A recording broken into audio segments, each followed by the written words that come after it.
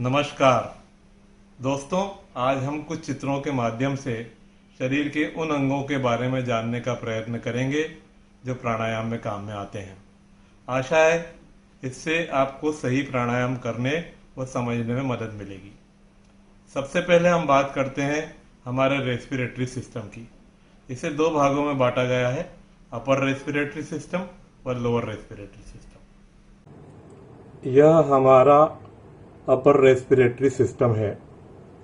यह नाक से लेकर कंठ के स्तर तक होता है तथा इसके नीचे पूरा लोअर रेस्पिरेटरी सिस्टम होता है। अपर रेस्पिरेटरी सिस्टम में मुख्य रूप से नाक, फेरिंग्स और लैरिंग्स अंग आते हैं। हम जो भी खाते पीते हैं या नाक से श्वास लेते हैं वे अंदर फेरिंग्स में जाते हैं।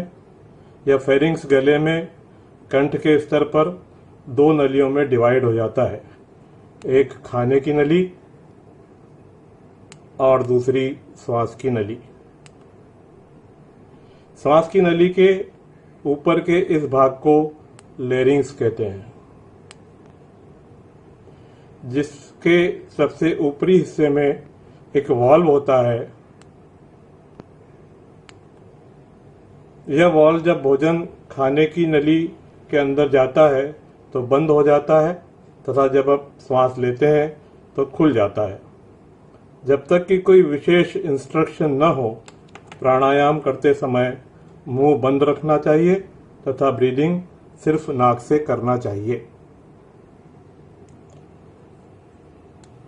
कंठ के स्तर से हमारा लोअर रेस्पिरेटरी सिस्टम आरंभ होता है। यह हमारी मुख्य श्वास नली ट्रेकिया है, जो थोड़ा नीचे जाकर दो भागों में डिवाइड हो जाती है, जिन्हें ब्रोंकस कहते हैं।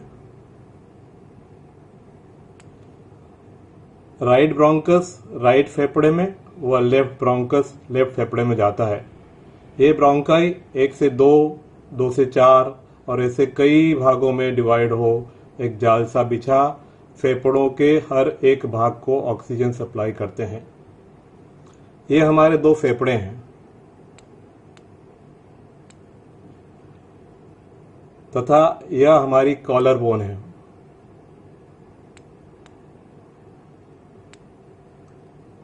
फेफड़े का सबसे ऊपरी भाग हमारी कॉलर बोन से करीब 1 इंच ऊपर तक होता है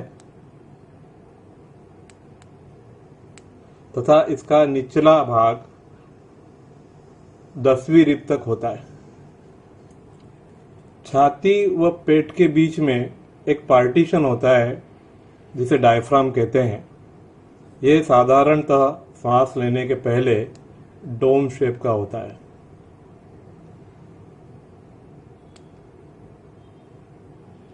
जिसका उठाव राइट व लेफ्ट दोनों छातियों में ऊपर की ओर होता है।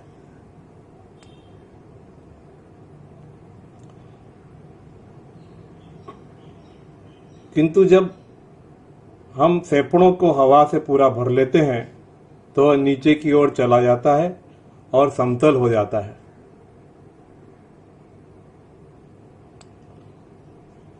हमारे फेफड़े डायफ्राम के ऊपर तथा पीछे की ओर होते हैं तथा इसके नीचे पेट में राइट साइड में लीवर तथा लेफ्ट साइड में स्टमक व स्प्लीन होते हैं।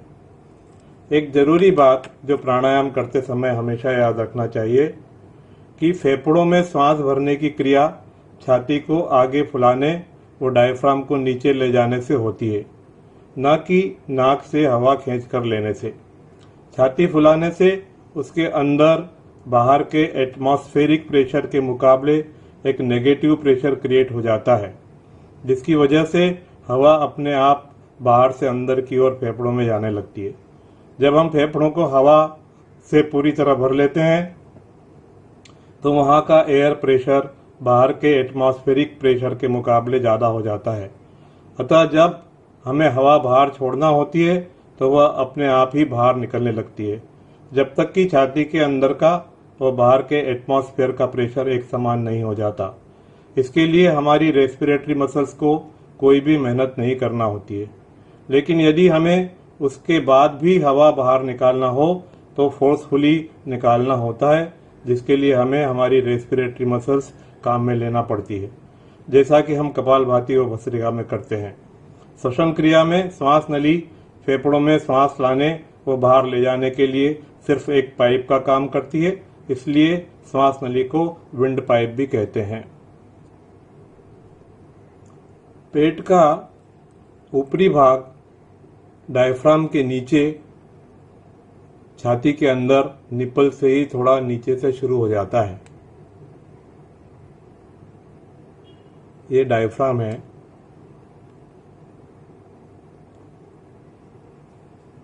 छाती के अंदर के पेट के राइट साइड में लीवर होता है और लेफ्ट साइड में स्टमक और स्प्लीन होते हैं।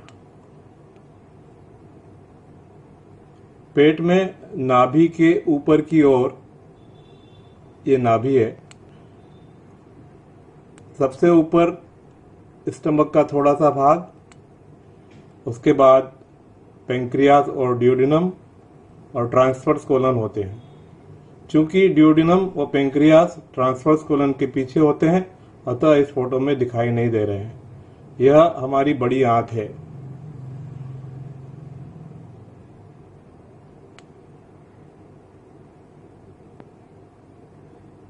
ट्रांसवर्स कोलन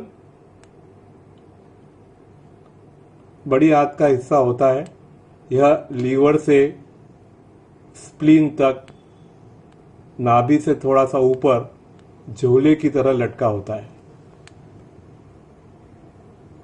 तथा पेट के राइट व लेफ्ट साइड दोनों साइड में बड़ी आंत के दूसरे हिस्से होते हैं।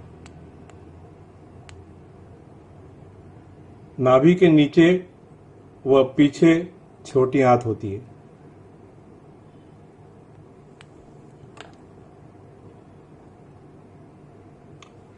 पेट में ट्रांसवर्स कोलन, सिग्मॉइड कोलन व छोटी आंत ही आगे पीछे ऊपर नीचे फ्रीली मूव हो सकते हैं। इसके अलावा बाकी सभी अंग अपनी अपनी जगह फिक्स होते हैं।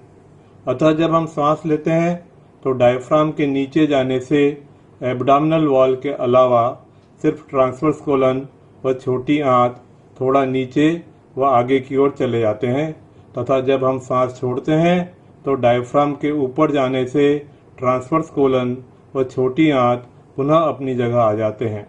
इसी कारण सांस लेते व छोड़ते समय पेट आगे व पीछे होता है, न कि पेट में हवा भरने से। याद रखिए, यदि हम नाक से सांस लेते हैं तो वह कभी भी पेट में नहीं भरेगी। अतः ध्यान रखिए, प्राणायाम करते समय नाभि के ऊपर के पेट के हिस्से में श्वासों के साथ एब्डोमिनल वॉल के अलावा सिर्फ ट्रांसवर्स कोलन की मूवमेंट ही होती है। कभी भी जोर से मूवमेंट नहीं करना चाहिए, विशेष रूप से कपालभाति करते समय, अन्यथा वहाँ के हमारे अपनी जगह फिक्स सभी अंगों पर जोर पड़ने से नुकसान हो सकता है। पेट की आगे पीछे की मूवमेंट्स विशेष रूप से नाभि के स्तर पर तथा उसके नीचे के भाग में ही करना चाहिए। आशा है इससे आपको सही प्राणायाम करने में काफ़ी मदद मिलेगी। आज बस इतना ही। धन्यवाद।